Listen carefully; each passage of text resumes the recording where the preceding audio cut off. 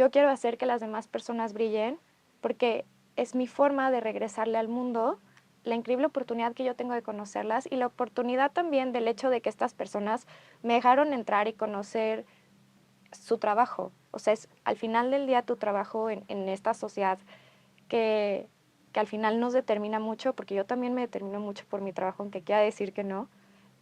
Es súper relevante que alguien te muestre esta parte vulnerable de enseñarte como las cosas en las que le va bien, en las cosas en las que tiene que trabajar y cómo tú puedes ayudar a que ellos tengan un espacio en la mesa, a que ellos tengan el reconocimiento, porque muchas veces, o sea, cuando trabajas con ingeniería, con diseño, con business analyst, ellos no se dan el reconocimiento porque como product manager tú estás en las conversaciones. Bienvenidos a The Product Latam Podcast, el espacio donde exploramos el mundo de los productos digitales en Latinoamérica. Aquí conversamos con líderes, expertos y talentos emergentes, personas que están redefiniendo cómo se construyen y escalan productos en la región. En cada episodio descubrirás estrategias, herramientas y aprendizajes prácticos, todo de la mano de quienes están marcando la diferencia en tecnología, innovación y diseño de productos. Síguenos y aprende cómo potenciar tu carrera y tus proyectos. Y conéctate con nosotros en LinkedIn e Instagram. Bienvenidos al podcast de Product Latam, un podcast de la comunidad de producto para la comunidad. Yo soy Emilio Peña y voy a ser tu host el día de hoy. Andrea, bienvenida al podcast de Product Latam. Hola, muchas gracias por invitarme. Un gusto que estés aquí con nosotros. Y para romper un poquito el hielo, me gustaría que nos cuentes quién es la niña Becas. Bueno, entonces, un poco de contexto para Sí. los que nos están viendo. Mientras estábamos platicando, Milo y yo le estaba contando la historia de la niña Becas, ¿no? Y él, como cuáles fueron mis primeros inicios y al final, cómo ha cambiado mi carrera profesional. Entonces, hace muchísimos años, no hagan la cuenta de cuántos años, cuando estudiaba en el ITAM, pues tuve la oportunidad de trabajar en el ITAM para poderme pagar la carrera, ¿no? O sea, como pues, a muchas personas que tienen pues cualquier tema como económico que no puedes pagarte los estudios y me ofrecieron, ¿no? El hecho de poder trabajar de 8 a 6 en el ITAM y con eso poder tener acceso a una beca 100%. Y entonces, pues parte de esto fue como tener esa oportunidad para poder completar mis estudios y pues trabajaba en la oficina de becas y préstamos. Okay. Y yo literal todos mis días era pues hacer la revisión de todos los papeles, los estudios socioeconómicos y todo para pasarlo a un comité que revisaba pues cuánta beca le podían dar a estos nuevos estudiantes. Y pues también hacía dentro de otras cosas muy, ¿no? O sea, todo era papeleo, literal. Yo era, ¿no? La de Monsters Inc., ¿no? Diciendo como tu papeleo no está completo, no te voy a aceptar esto. Sí. Y, y a veces, pues sí, o sea, sí fue como realmente empecé como mi primer acercamiento al mundo profesional y que fue como, ok, bueno, esto no es lo que más me gusta en el mundo. Sí. ¿Cómo podría cambiar como todos estos procesos que son en papel y cómo puedo hacer un proceso que sea muchísimo más sencillo? Y de hecho, cuando trabajaba ahí fue mi primer acercamiento con la tecnología, porque ahí podías pedir que te hicieran cambios en el sistema, porque el sistema es del ITAM. Entonces podías pedir que te hicieran cambios en el sistema para cosas que ibas viendo. Y fue cuando me empecé a enamorar un poco de, pues, cuántos problemas podemos resolver, ¿no? Y encontrar como esta obsesión siempre con encontrar la solución. Y pues ahora pues lo veo con mucha ternura como aquella niña Becas que la perseguían en Plaza Roja para quererle entregar un recibo de luz y pues estar donde estoy y tener como la oportunidad de convivir y de crear cosas que literal, y de crear productos que terminen haciendo un impacto en la vida de las demás personas, así como antes era hacer todo el estudio correcto para que alguien tuviera una beca, pues ahora también puedo seguir ayudando desde la trinchera, ¿no? De tecnología para que literal más personas en Latinoamérica puedan acceder a empoderarse con su dinero y poder hacer más con su dinero y que tengan mejores oportunidades financieras. Súper, pues muchas gracias. Ahorita también antes de empezar la grabación me contabas un poquito de por qué haces lo que haces, de cuál es tu visión, tu North Star, por usar términos también que se utilizan en tecnología. Cuéntanos un poquito cuál es tu North Star como persona y cómo aplica en tu relación, en tu carrera. Creo que me considero una persona tremendamente bendecida porque desde hace mucho tiempo tengo muy claro cuál es mi misión, no solamente profesional, sino en la vida. Y parte de esa, ¿no? O sea, como puede sonar muy cursi a todos los que estén viendo esto, es muy cursi, pero me encanta como el saber que mi misión en esta vida es hacer brillar a los demás. Y cómo se desmenuza como es esta frase que puede sonar extremadamente romántica e idealista, ¿no? Hasta un poco inocente a veces, ¿no? Muy naif. Pero el hecho de tener la personalidad que tengo, que soy una persona extremadamente introvertida en ciertas situaciones, me permite siempre poder buscar y encontrar patrones y ver más allá de simplemente lo que me está mostrando la persona, sino poder ver su trabajo, poder ver todo el potencial que tiene, poder ver en qué cosas podrían destacar aún más y analizar exactamente las características que tiene que lo hacen una persona única. Y eso me ha dado la oportunidad de decir como, pues qué increíble que yo pueda ver todo esto bueno que hay en ti y por qué el mundo no se debería de beneficiar por todas estas cosas padrísimas que tú tienes, ¿no? Si eres una persona tremendamente analítica, si eres increíble para escribir, si puedes resolver, o sea, si eres aficionado número uno de resolver los bugs, ¿no? Así como los que nadie puede encontrar y te encanta eso, ¿por qué no te daría yo, por qué yo no podría crear ese espacio para que el mundo se beneficie de todos los talentos que otras personas tienen y que yo tengo la oportunidad de conocer? Entonces me he obsesionado un poco con esta parte de decir como yo quiero hacer que las demás personas brillen porque es mi forma de regresarle al mundo la increíble oportunidad que yo tengo de conocerlas y la oportunidad también del hecho de que estas personas me dejaron entrar y conocer su trabajo. O sea, es al final del día tu trabajo en esta sociedad que, que al final nos determina mucho, porque yo también me determino mucho por mi trabajo, aunque quiera decir que no. Es súper relevante que alguien te muestre esta parte vulnerable de enseñarte como las cosas en las que le va bien, en las cosas en las que tiene que trabajar y cómo tú puedes ayudar a que ellos tengan un espacio en la mesa, a que ellos tengan el reconocimiento, porque muchas veces, o sea, cuando trabajas con ingeniería, con diseño, con business analyst, ellos no se dan el reconocimiento porque como product manager tú estás en las conversaciones. Pero ¿qué puedes hacer tú la diferencia de incluirlos, de mencionar su nombre, de darles el espacio para que hagan un demo? Y entonces, ¿cómo puedes ayudar también en la carrera profesional de esas otras personas? Eso es algo que a mí me llena tremendamente. Padrísimo, me encanta. Me contabas también que consideras que ser product manager es un gran logro profesional, o al menos existe como mucho esa percepción a veces desde afuera, que es como un trabajo shiny, tal vez esté un poquito de moda, pero ¿qué significa para ti ser product manager? Creo que product manager, como para mí en lo personal, significa el haber superado ciertas barreras que probablemente por creencias propias o creencias también que tengo pues inculcadas por la sociedad o por mi contexto, yo pensé que por haber estudiado lo que había estudiado o por mi género, eran cosas que yo no iba a entender jamás o que yo no podría participar como en el mundo de la tecnología y me tenía que dedicar a otras cosas. No, yo estudié administración en el ITAM, que pues sí, o sea, tiene claramente, es un gran logro, pero al final del día no es algo que tenga que ver con, pues no son mates aplicadas, no es una ingeniería.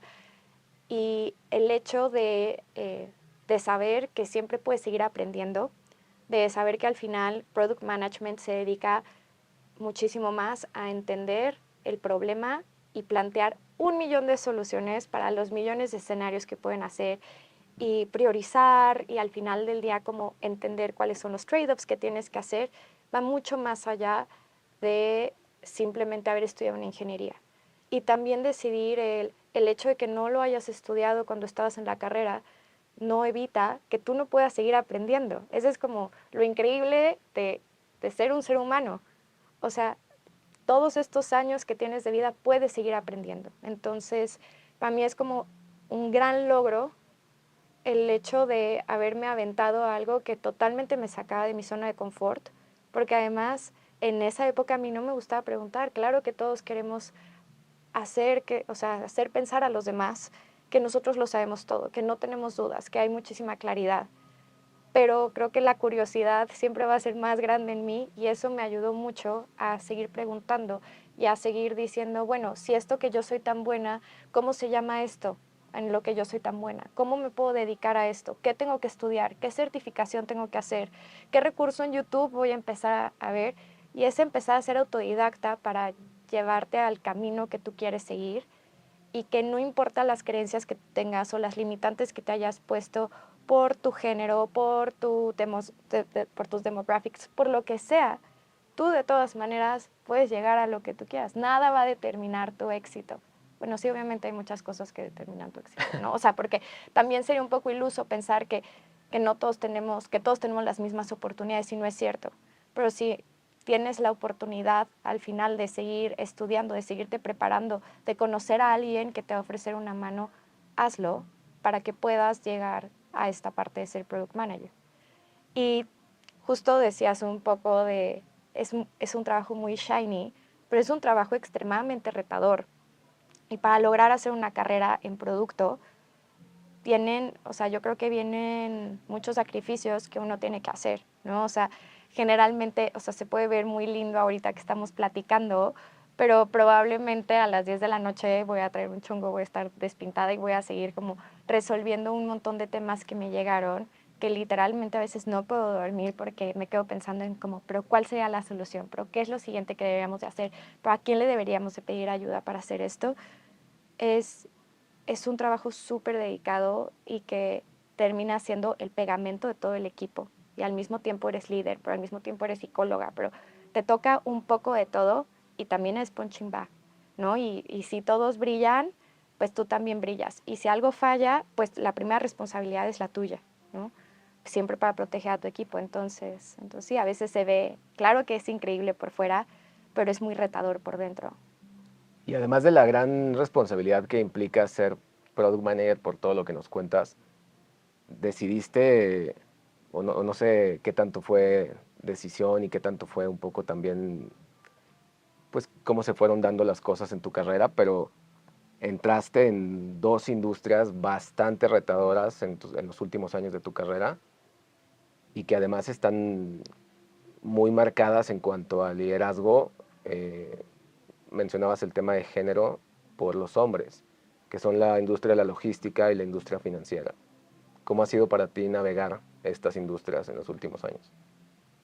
Creo que algo increíble que logra la tecnología y que, bueno, mi experiencia nada más ha sido en México, entonces no sé cómo puede ser en otros países, pero algo increíble que ha logrado la tecnología es conseguir que existan más espacios para la diversidad dentro de la mesa.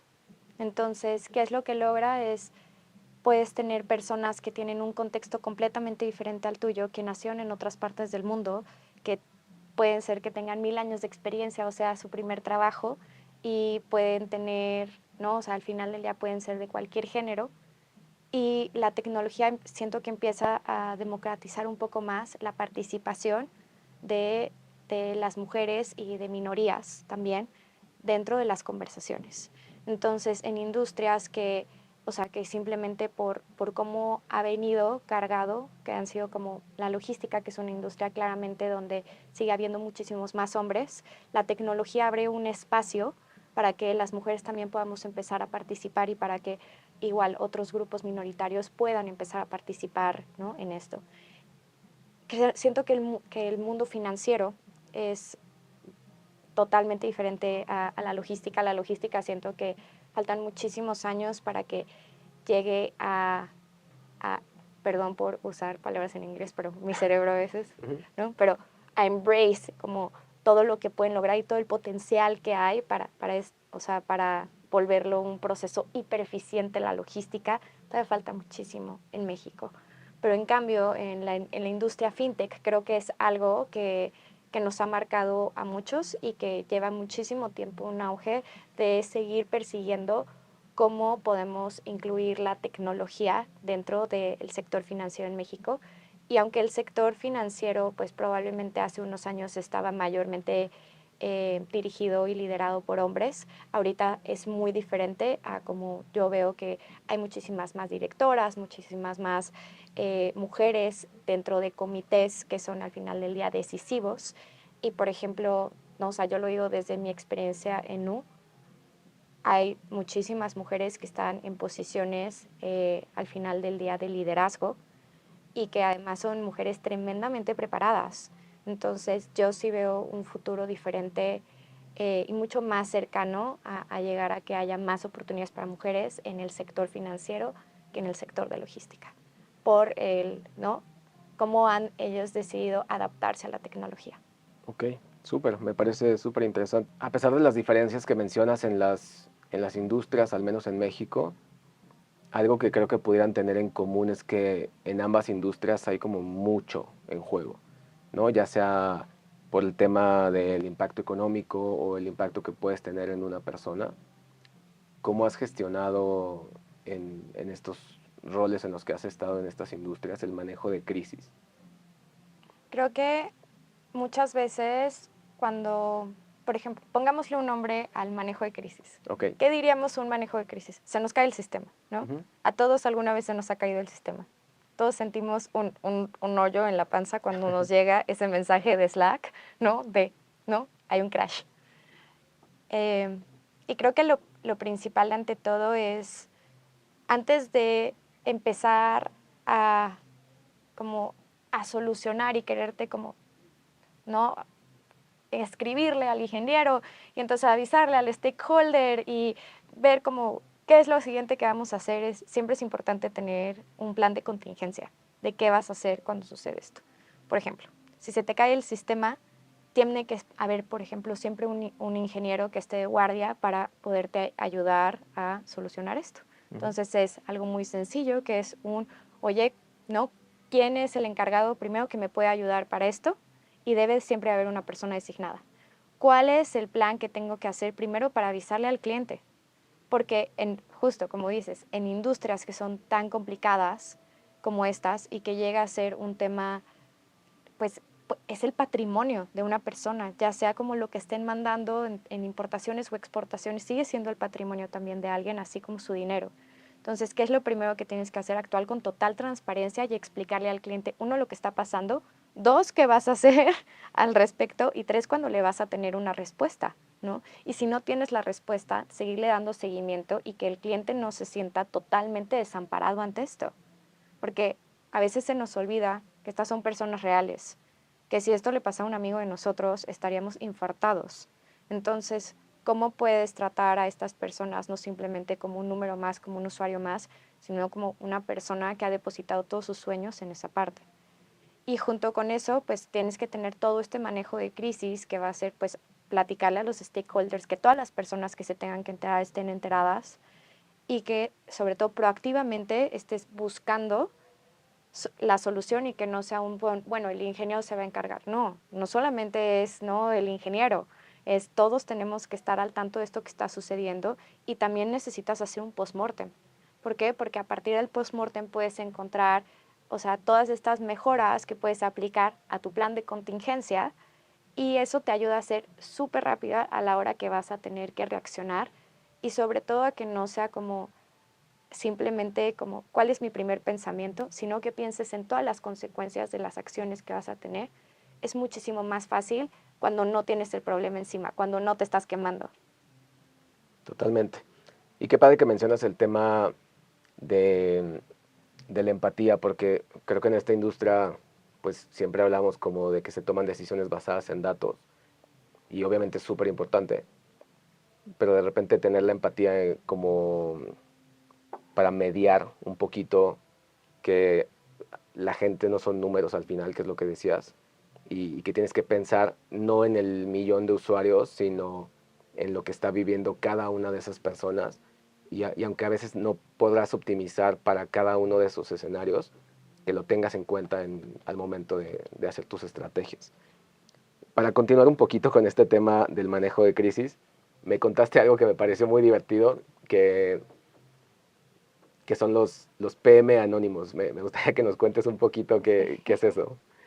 Bueno, antes tenía tenía el placer de trabajar con, mención especial a Isa y Elena, las amo mucho, con Isa y Elena que eran PMs conmigo.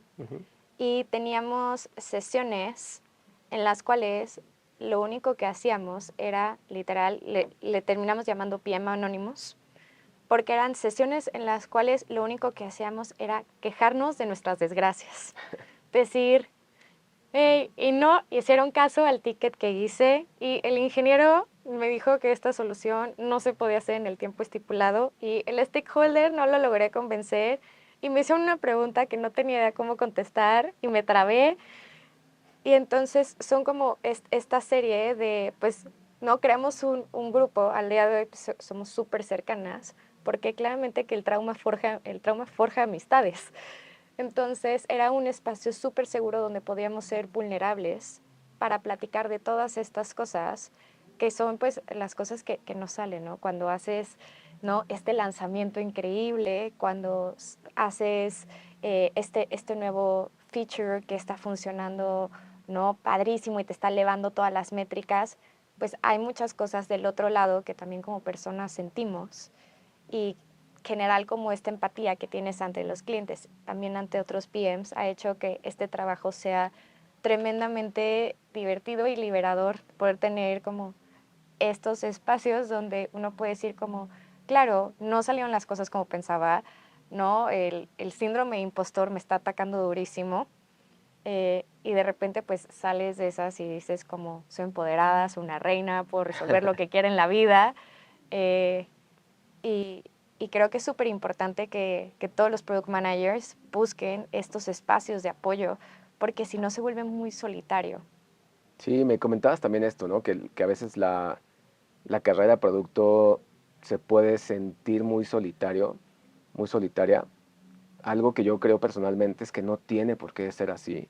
Y también un poco la intención de crear espacios como que este al final del día es un medio para un fin, es una plática en un formato de podcast, pero tenemos la comunidad en Slack, tenemos WhatsApp, tenemos un montón de cosas, pero todo tiene el mismo objetivo, que es crear como este espacio seguro en donde se puedan hacer este tipo donde se puedan hablar este tipo de cosas, que a veces inclusive con la gente de tu empresa hay temas que pues pudieran ser sensibles o que a lo mejor no lo puedes compartir o lo que sea, y de repente hay un lugar donde te puedes ir a tomar una cerveza con alguien y no tienes que hablar de temas sensibles, pero le puedes contar lo que estás sintiendo y hacerlo con total libertad, y yo creo que ayuda.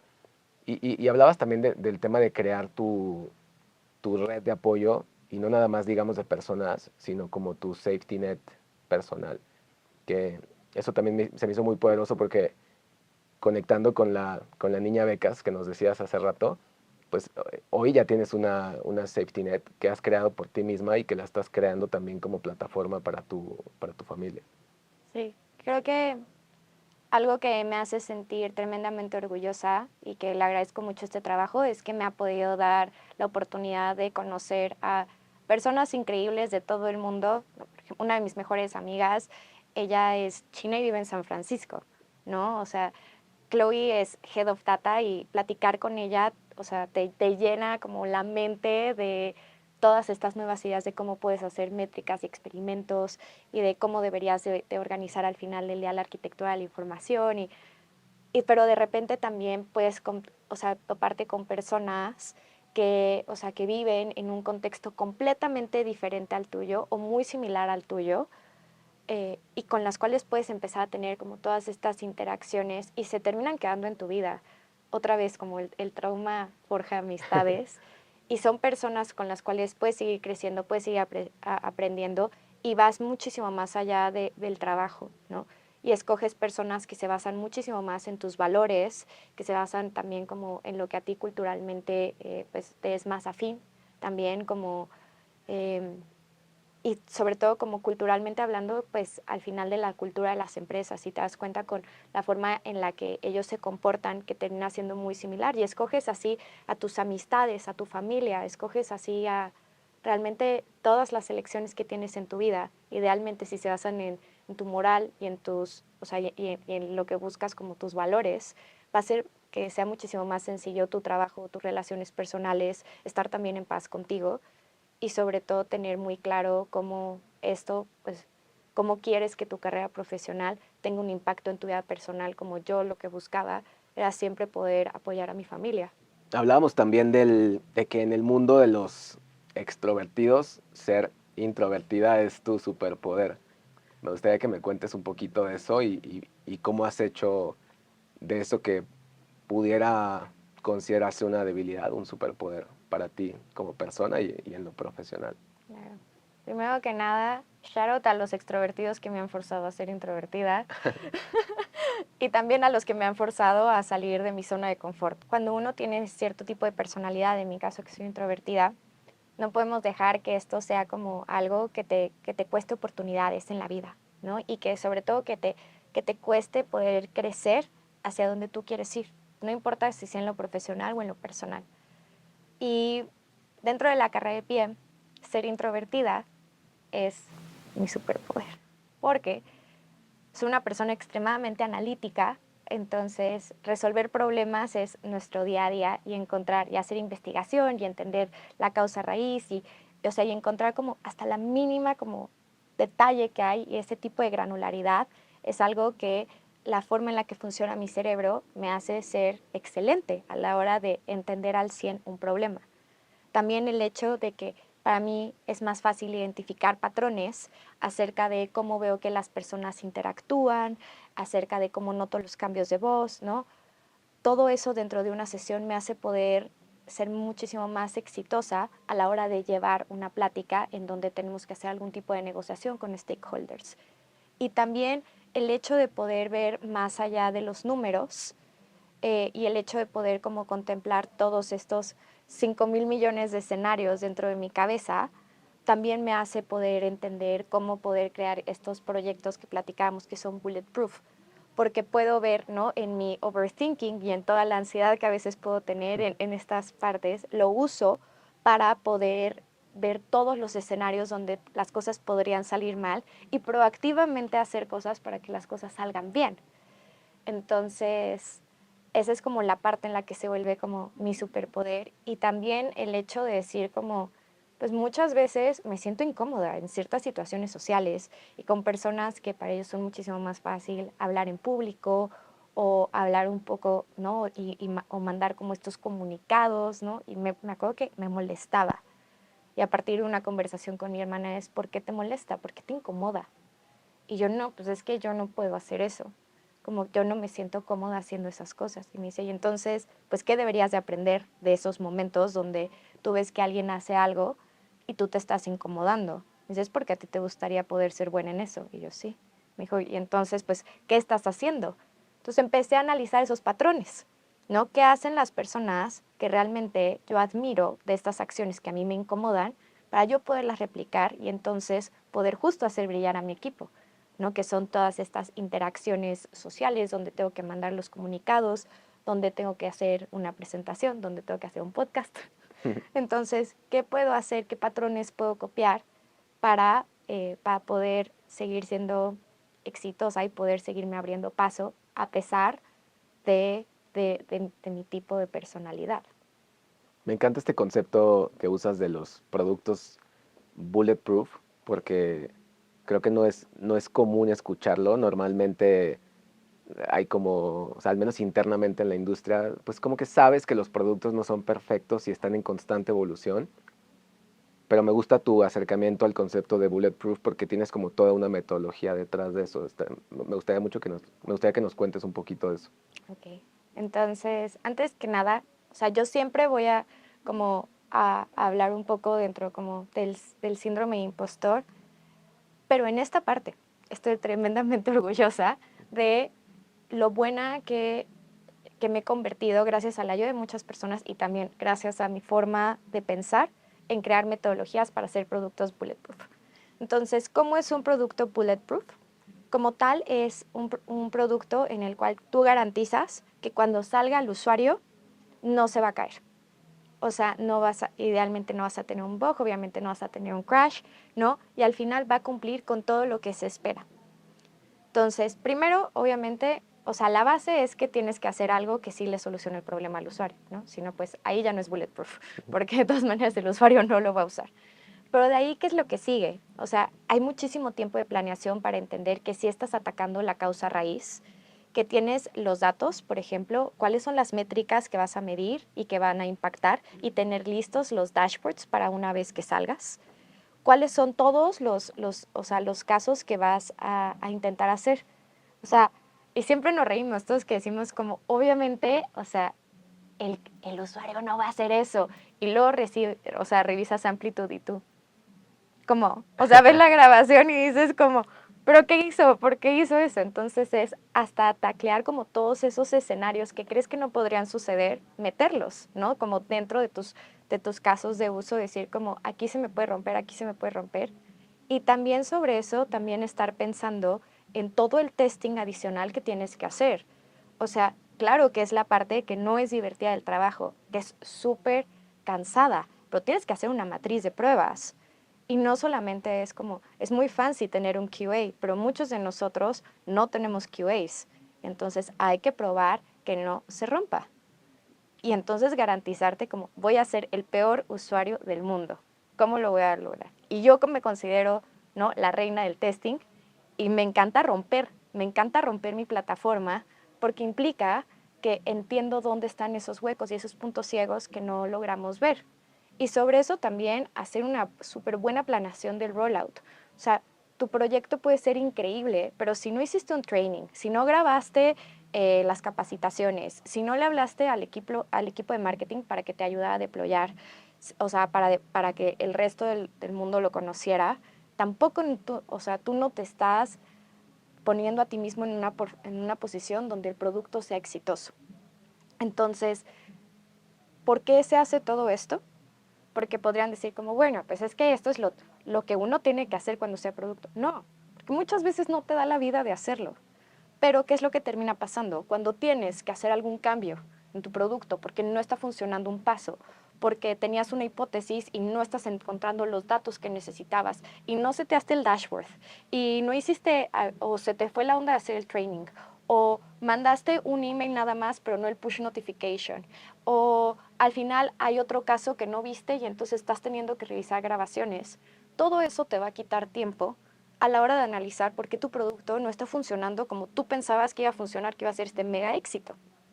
Entonces, conforme tú vas solucionando y haciendo tu checklist de hice esto, hice esto, hice esto, hice esto, hacer este cambio es súper sencillo. Y entonces es más eficiente para, o sea, para la empresa, eres muchísimo más consciente del tiempo de tu equipo, porque tampoco quieres que tu equipo esté haciendo esto, ni tú quieres estar, o sea, al final del invirtiendo todo este tiempo, que ya es un gasto, ya no es una inversión, y no lastimas la relación que tienes con tu cliente. Porque el cliente sigue siendo una persona a la cual es como, esto no me está funcionando y no entiendo por qué no está funcionando. Entonces, a la hora que haces todo esto, es muchísimo más rápido tener respuestas para poder cambiar. Y es por eso que es importante hacer proyectos bulletproof.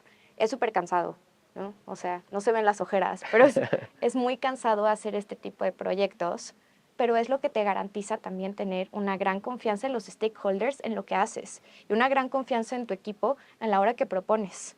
Y también tener una gran confianza en ti mismo porque revisaste todas las cosas que podrían salir mal y ya tienes miles de planes. Y esto demuestra que soy una persona adversa al riesgo, por eso trabajé muchos años en seguros, pero, pero sí, o sea, me encanta tener un plan para proactivamente resolver todo esto. Y me imagino todos estos escenarios y me encanta resolverlos en mi mente todo el día. Y ahorita que dices que es, o sea, como agarro eso que dices de que es súper cansado, porque estamos hablando de sobreanálisis, obsesión por el detalle, em, testing exhaustivo, pero dentro de todo eso, pues eso suena a que no estás trabajando en un 9 to 5 job y a las 5 paras el reloj y te vas a tu casa. ¿Qué es para ti el work-life balance? ¿Existe? ¿De dónde surge? Eh, y si sí, ¿cómo lo logras?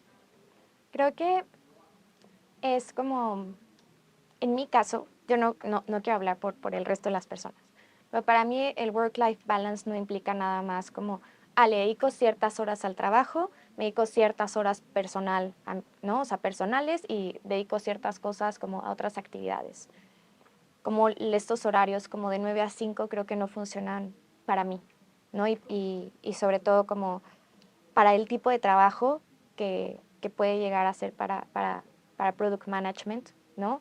Creo que tener como decir que nada más estás disponible de 9 a 5 no es cierto, porque al final del día si sucede algo en la noche, pues yo tengo prendidas mis notificaciones de Slack y eso yo lo hago por gusto. ¿Por qué? Porque al final del día pienso en que hay un cliente que necesita ayuda y pues a mí no me cuesta nada tener prendida mi notificación de Slack si todo hago estar despierto un rato, ¿no? Y ver cómo puedo ayudar a esta persona. Pero al mismo tiempo tengo muy claras mis prioridades en la vida. Entonces mi prioridad número 1 es Kenzo, mi perro, porque lo amo con todo mi corazón. De ahí voy yo, porque si yo no estoy bien, nada a mi alrededor va a estar bien, que eso incluye mi salud física, mi salud mental, espacios para que yo pueda meditar, para que yo pueda reflexionar acerca de hacia dónde quiero ir y espacios también de tener como pura diversión y creatividad para mí. Y de ahí mi red de apoyo, que son mis amigos y mi familia. Y posteriormente a eso, si esas tres cosas están súper bien, de ahí va el trabajo, ¿no? Y entonces, si yo estoy bien, ¿no? Sacando a mi perro con los compromisos que yo hice con él, cumpliendo con mis sesiones o sea, de ir a hacer ejercicio y con mis sesiones de terapia y mis momentos de probar cosas nuevas. Si estoy en una buena relación con mi red de apoyo, si saben que estoy ahí para lo que necesiten y también, o sea, dando el apoyo a mi mamá y a mi hermana sobre lo que sea que necesiten, todo lo demás es muy fácil crearme un espacio para yo poder ser súper exitosa en mi trabajo. Pero esto va a implicar que para mí, mi trabajo, pues hay días que empiezo a las 10 de la mañana, ¿no? Y hay días que acabo a las 10 de la noche. Pero esto lo hago no porque la empresa me lo pida. Esto al final del día lo hago porque para mí es un sueño hecho realidad tener la oportunidad de tener este impacto en tantas personas. Entonces es algo que a mí me obsesiona y me hace tremendamente feliz.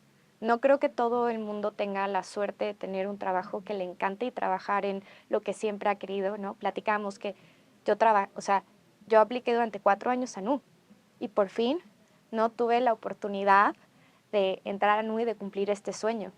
Y este sueño a mí me obsesiona y quiero resolver todo y me quiero comer el mundo. Entonces, para mí no me pesa. ¿Por qué? Porque también yo tengo la capacidad de decidir cuando quiero cerrar.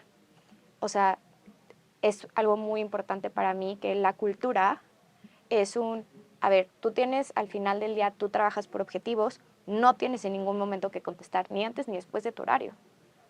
O sea, lo que tú hagas adicional pues es tu decisión, ya está bien, pero no lo deberías de hacer. Si tienes un problema personal, no te preocupes. Si tienes esta otra, pues no sé, si tienes como una obligación que tienes que hacer de ir al doctor o lo que sea, es entendible que como adulto tú vas a saber manejar tus horarios y cumplir con tus obligaciones.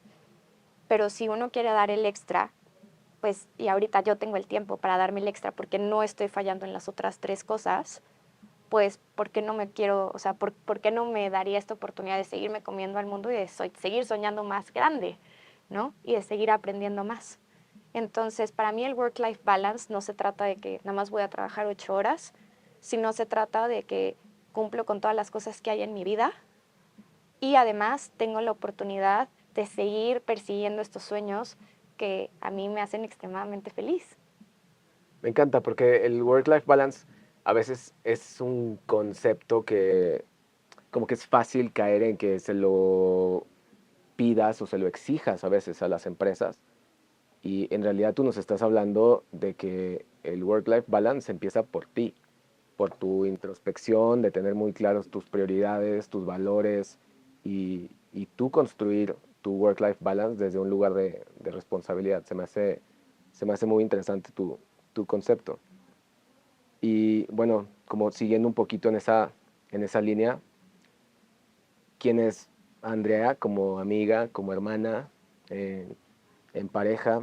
¿Has decidido hacer sacrificios en tu vida personal deliberadamente para priorizar tu carrera? Creo que es muy importante que Andrea del pasado se definía mucho por quién era ella, como en un contexto profesional. Y eso lastima muchísimo. ¿Por qué? Porque una empresa, aunque seas excelente, te puedes pedir. Una empresa, al final del día, aunque sea la mejor empresa del mundo, tú puedes tener un mal día, ¿no? Porque no somos perfectos. Y entonces hay un millón de razones por las cuales te diría que no es lo mejor que puedes hacer para tu propia salud mental, el definirte de acuerdo a lo que eres tu trabajo, porque somos seres tremendamente completos y que nos relacionamos con nosotros mismos, con otros seres humanos, o sea, somos más allá del correo que enviamos o de la junta que salió mal. Y si no tienes este trabajo personal que tienes que hacer, es muy difícil ser product manager porque muchas veces las cosas van a salir mal y vas a tener muchos golpes. Y eso a mí me costó crisis de ansiedad y me costó al final del día muchísimas horas de terapia y me costó relaciones personales y sobre todo como estos sacrificios de decir como bueno, chance no voy a participar, no voy a ir a esta boda o no puedo salir hoy a cenar o no, porque en ese momento estaba como tan enfocada en que lo único que yo era como persona y lo único que valía o sea, dentro del contexto era mi ser profesional, que entonces si un día te corren, se te derrumba la vida. Cuando no es cierto, tú vas a seguir siendo esta persona que eres y vas a seguir siendo alguien que sigue aportando a la sociedad, que sigue teniendo sueños y que sigue teniendo al final del día estas responsabilidades y estos sueños. Entonces, si tú empiezas a basarte dentro de ti mismo, puedes hacer un muchísimo mejor trabajo porque te vas a dejar de poner tanta presión ante si salió mal, si no dijiste el punto que querías decir en la junta, si no empujaste más para ese extra feature que tú querías en el producto. Todo empieza a salir muchísimo mejor cuando dejas de ponerle tanta presión a que tu carrera profesional sea tu todo. Pero eso obviamente ha tomado como ciertos sacrificios por la edad, por los sueños que yo quiero cumplir al día de hoy y eso me indica como hacia dónde quiero ir y tomar estas decisiones como yo no me estoy haciendo más joven y al final del día como mujer tienes un peso de un reloj biológico, ¿no? Y entonces, ¿esto qué va a implicar para mí? ¿No? O sea, ¿voy a tener o no voy a tener hijos? ¿No? ¿Quiero seguir viviendo en Ciudad de México o estoy dispuesta a irme a otro lugar? ¿No? Y entonces empiezan a abrir como estas diferentes aristas y problemas de la adultez y que uno tiene que ser como muy consciente cuando tú estás bien con tu ser personal, si hacia dónde está yendo tu carrera profesional se alinea con lo que tú quieres llegar a darle al mundo. Y hablando de sueños que lo mencionaste ahorita, ¿dónde te ves en 5 años? Pues siempre comiéndonos al mundo y siempre soñando alto, pero hace, hace un año yo pensaba como, en 5 años quiero ser, ¿no? G de producto. Y ahorita es como pues ¿por qué nada más G de producto? O sea, ¿por qué no podría ser PP? ¿Por qué no podría ser, ¿no? CPO. Entonces, yo sí veo mi carrera 100% seguir enfocándome en producto, ayudando también a que otras mujeres vean que no hay una limitante, porque suena a veces como que no hayamos estudiado una carrera que sea al final del día que tenga que ver con ciencias, con ingeniería, con matemáticas, te puedes seguir comiendo al mundo y me veo 100% todavía en la industria de fintech y siguiendo ayudando cada vez a más personas y teniendo un mayor impacto. Súper. Andrea, pues muchísimas gracias, me encantó platicar contigo y gracias por estar en este espacio, que es un espacio pues que buscamos que sea íntimo, pero que sea para todos en la comunidad de productos digitales y en la industria de tecnología. Muchísimas gracias. No, gracias. Shout out a todos mis ingenieros.